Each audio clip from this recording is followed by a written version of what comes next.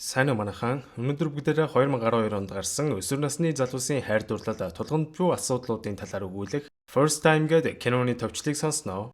За тэгээд бусад кинонууд чиг фантаз бараг байхгүй бодит амьдралд илүү ойрхон хийсэн болохоор та хэд маань таалагдах байхаа.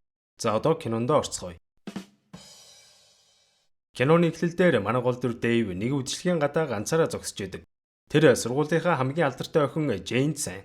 Түүнд сэтгэлээ яаж илчлэх вэ гэдгээ өөртөө чангаар яриа зогсож итэл хажуунаас нь нэг охин гарч ирэх ба тэр бол Обри. Өөртөө яриад байгааг нь гайхсан Обри Дэвиг юу гэж байгааг нь сонирхон асууснаар манай хоёр бие биетэйгээ танилцсан ойр зүрийн зүйлс хэсэгтэй л ярилцсан сууна. Дэв ахлах сургуулийн төгсг анги бол харин Обригийн хувьд 11-р анги юм байна. Обри сургуулийнхаа эд найзуудынхаа гуйлдаар үдшилтэд ирсэн бөгөөд дотгошоо орох нэг сонирхол байхгүйгээ хэлээд Дэвийн Жэнд хандан бичсэн зүйлсийг нь сонсоод манай хүнд овоо хэдэн зөвлөгөө өгнө.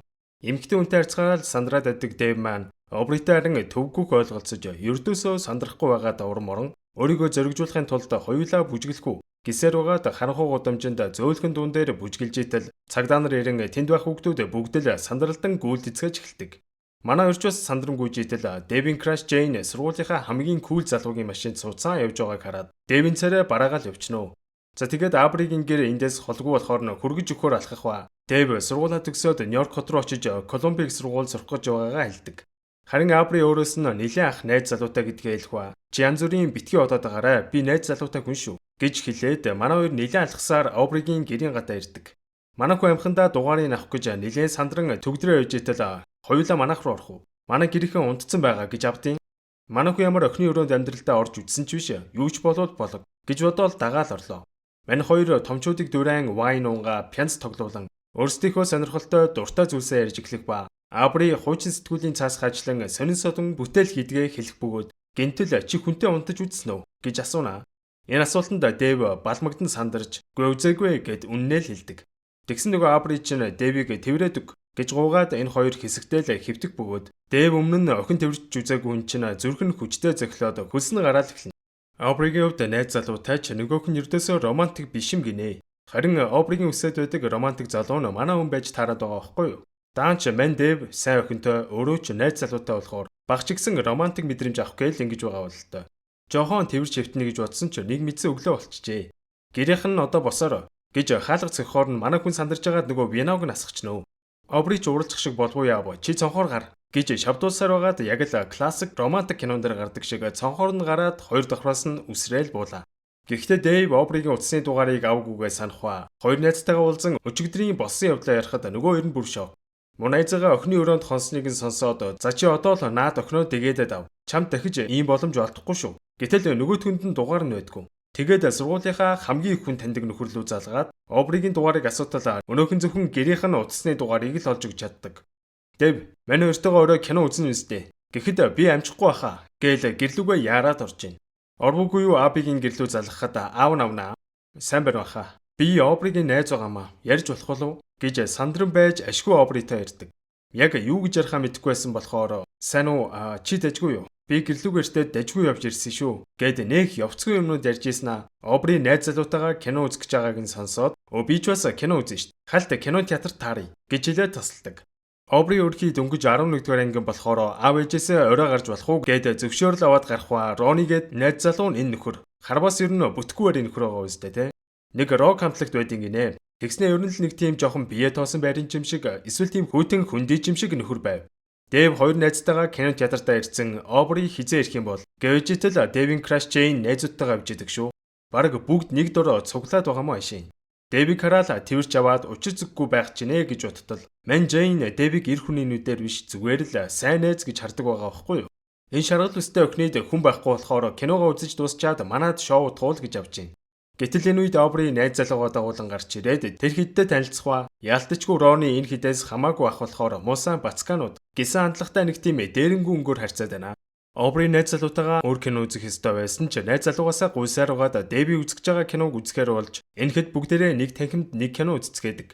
Дэв Жэнтэй хамт суудсан цаана Обри найз залуутайгаа суудсан бие биерүүгээ харц шидэлцээр л Обригийн найз залуу ямар ч халамжгүй тэр байж байгааг нь хардаа. Гэтэл Дэв Жэнтэй харилцаж буй харилцаа хандлагыг нь холоос харцуулсан Обри ягаад ч юм кинон дундуур гадагшаа гарахыг хараад Дэв ардаас нь гараал ирнэ.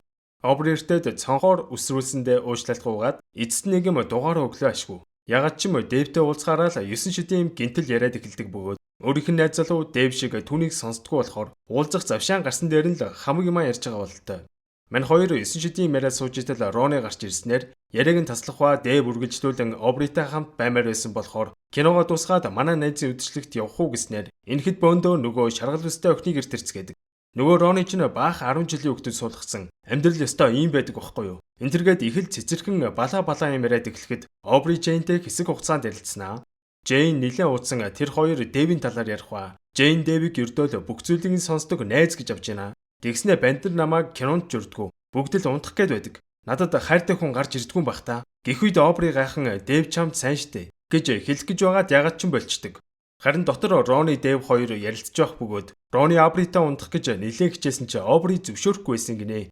Тийм болохоор өнөөдөр яаж иж байгаад унтанда гэж хэлэх үед Дэвийн хамаг дургуун хүрээл явчихна.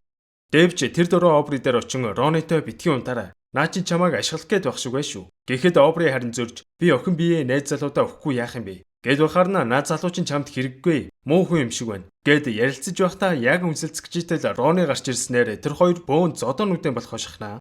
Ингээд Обри найз залуугаа дагуулan үдшилгээс явхва. Джейн Дэвийг дагуулan хоёр давхрын өрөөнд орсноо хамаг зовлонгоо тоочод эхэлдэв. Дэвийн толгойд Обри бодогдоод болохгүй байсан болохоор энэ удаад Джейний гуниг түгхийг нь сонсож чадахгүйгээ хэлээд гараад явхва. Обри Ронитой унтах гэж байгааг бодон гуниж гутарсан юм явж идэл Обригоос намайг ирээд аваачаа гэсэн мессеж ирнэ. Тэр дөрөөл Обриг очиод автал өнөөгч нь Дэвийн гарыг хатгаснаа. Би Ронигоос салчлаа. Тэглээгээд чамтай шууд үерхэн гэсэн үг биш шүү. Гэж хэлэхэд Дэвийн нүрэнд бүр инээмсэглэл тодорцол явж байна. Ингээд хэсэг явж байгаад машинаа зогсон. Бидээ ер нь сайн болсон тухайга илэн далангүй хэлээд манай хоёр үнсэлцэл авлаа. Энэ өдрөөс эхлэн тэр хоёр болзож эхлэх бөгөөд Обрид Дэви охин дүү их л сайн хандан. Ер нь л тэр хоёрын үерхэл сайхан хэлж байна. Ингээд нэг өдөр Обригийн гэрийнхэн үдшилтэд явхаар болох үед Обри Дэв рүү залган хоёлаа манай тонох уу. Гэхээр Дэв уухантаас зөвшөөрөх ба гарахаас өмнө бэлгэвч авах уу яах уу гэж бодож байгаад тийм юм болохгүй байх гэж бодоод бэлгэвчээ үлдэгээл гарлаа. Обрид хайрцаг дүрэн сэтгүүл авчираад чи наадуулаа хажлаад дуртай юм хийгээрэй гэж хэлэхэд Обри нэг л сонирн байгааг хараад уучлаарай би шал балаа юм аваад ирж. Гэтэл Обри харин ч эсэргээр энэ жоохон үйлдэлт нь сэтгэл нь их л хөдөлжээ. Манай хоёр хөгжим тавингаа үнсэлцэл эхэллээ. Гэхдээ хин өмнө хүнтэй унтаж байгаагүй болохоор бэлгийн харилцаанд орох гэж байгаадаа нэг л итгэхгүй. Бие бариад байсан ч удалгүй дахиад үнсэлцээд эхэлнэ. Энэ удаад бие барихад хэцүү байсан ч манай хүн бэлгэвч байхгүйгээ хэлтэл Обри харин надад нэг бэлгэвч байгаа л гэж авч байна. За ингээд манай хүнд бэлгэвчээ өгтөл өнөөгч нь бүр ичээд боо юм болж бэлгэвчээ игээд тэр хоёр ингээд том хүн болох нь гэтэл дөрсөлдөгдөн бүх зүйл буруугаар хэрэгжээ. Энэ хоёр хин нь туршлагагүй бас маш их бие бариад байснаас болоод анхны шөнө нь санснаар нь гой болоогүй байна л да. Бидээ буруу өгөхөд хэцүү уур амьсгал нэг л сонирн болох үед Обри ягаад ч бөхөмдөн хоёулаа танилцаад бараг 7 чанаагүй байгаа штэ. Ийм зүйл хийх нь угаасаа буруу байсан бололтой. Гэх зэрэгээр хэлэхэд өөртөө итгэх итгэлээ дөнгөж олж аваад байсан Дэв. Тэр дөрөөл сэтгэлээр унаад явчихна. Дэв тэднийхээс явах болоход Обри түүнд хандан чи угаасаа намар Нью-Йорк яваад өгнө. Бас би чи шалгалт чүлэг ихтэй. Хоёулаа дахиж уулзахгүй ч байж магад. Гэж хэлсэн нь Дэвд их л хүн дээр тусчих шиг боллоо. Амар романтикаар эхэлж байсан харилцаа нь нэг шөнийн дотор 360 градус сэргэж хоёр талд юу болчихвоо гэж гайхацгаана. Дэв нөгөө хоёр найзтайгаа болсон бүх явдлыг ярьтал энэ жижиг найз нь болохоор одоо өнгөрсөн. Наад охин чинь чамааг огтхон чарахгүй. Гэх үед том биетэй хар найз нь харин шал өөр бодолтой байх ба. Залуу осуудын амьдралд ийм зүйл байх штэ анда. Тэр охин чам тэгж итгэж яхад чи ингээд зүхтаад өгч болохгүй. Дахиж холбогдоод бүхнийг дахиад оролдоод үз. Бид нар бүгдээрээ л анх удаа амьдарч байгаа шүү дээ. Гэж хэлэхэд Дэв түүний хэлснийг их л анхааралтай сонсон бодлогшорч эхэлдэг. Обригоц руу дуудлага ирэхээр нь баярлаад автал Дэв биш Рони явахыг сонсоод урам нь хугараал явчихна. Рони Обригоос уучлалтгүй чам шиг охин надад дахиж болтохгүй. Надаас битгий салаачтай гэж гуйсан чи Обригийн хувьд одоо Дэвээс өрхөн байхгүй болсон бололтой. Уцаа тэр дорнд салгаж байна. Өглөө босоод толон тартал духан дээр нь батг гарч иж. Харь дурлалын асуудлаас гадна өсвөр насны гормоны асуудал түүнийг зовоож байлаа. Доошоо буугаад өглөөний цагаа уух үедээ аав ээж хоёртой үннээ хэлэн маш сайн залуутай танилцсан ч гомдоогоод явуулчих шиг боллоо. Гээд сэтгэлээ онгойлгож гинөө өрхий. Аав нь түүнд санаа зовн сургууль руу хөргөөд үе гэсэн ч би ганцаараа явчихё гэж гарлаа. Яг өдөр гартал Дэв гэрийнх нь гадаа зогсож байгааг хараад цочоол явчихлгүй яах вэ? Дэв түүнд хандан надад тэр бэлгийн харилцаа чухал бишээ. Зүгээр л би чиний ярих бүх зүйлийг үргэлжлүүлэн сонсомоор байна. Гэж хэлэхэд Обри чи намайг сургууль руу хүргээд өгөөч гэж хэлээд манай хоёр хамт явлаа. Обри эртээд машинд нь сонсно гээд дуртай дуунуудаа битсэн CD-гээ гаргаж ирээд тоглох үеэр амар чанга метал рок яваад золтоол зүрхээр явцсангөө. Тэр хоёр ярилцах гэж оролцсон ч яг юунаас эхлэхээ мэдэхгүй нэлээд эвгүй байдалтай явсаар сургууль дээр нь ирэхэд Обри "Чи намайг тарахаар ирээд аваарай" гэж хэлээд сургууль руугаа орох гэж байгаад бие барьдилсангүй. Буцан гүйжчиод манай хоёр үнсэлцэж байгаагаар кино маань төгснөө.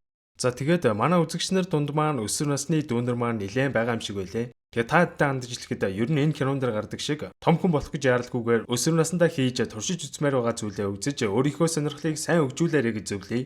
Угаасаа тэгээд зөв хүн гараад ирэх үе та дэд шууд мэдэгдэн дээ. Хэрвээ өөрөөс чинь ахагч хүмүүс буруу зүйл дуруудтаад нэг л буруу зүйл хийх гээд байгаа юм шиг санагдвал шууд л найз нөхөд аав ээжтэйгээ зөвлөлдөөрэй. За тэгээд энэ хүртэл үзсэн та бүхэндээ баярлалаа. Дараагийн бичлэгээрээ уулзцгаая.